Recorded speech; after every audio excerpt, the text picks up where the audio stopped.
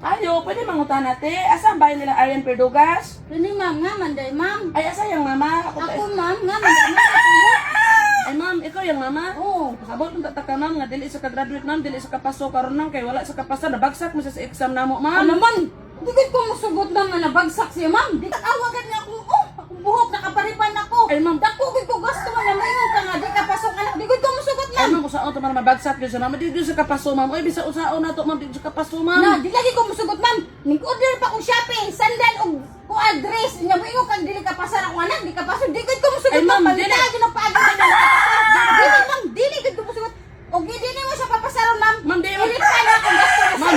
kapin. Paminaw, di man po pwede, ma'am, nga papasaron ako imong anak tungod lang kay nagpariban kag Oo, buhok. yun na. Wa magsusuko mo pariban kag buhok daan, ma'am. Siyempre kay mo pasok akong anak, graduate di mo na nagpariban ko. Kung di po ko mo ripan, ma'am, ay gamay na kong sweldos ko pag maestro mo ripan pa noon ko Di dala ba imong kasi shopping. ako hindi nakakaripan sa 6,000 akong nagasto. Sige, ako na lang ang inaton ang grado sa imong anak. Pero Oo. ma'am, ikaw ba ma'am? Sa sunod ba ma'am? Ayaw ka pagpariban og buhok o ayaw ka pag-order sa shopping. Wala ka siguro pasar imong anak. Diretso lang ka pariban sa imong buhok.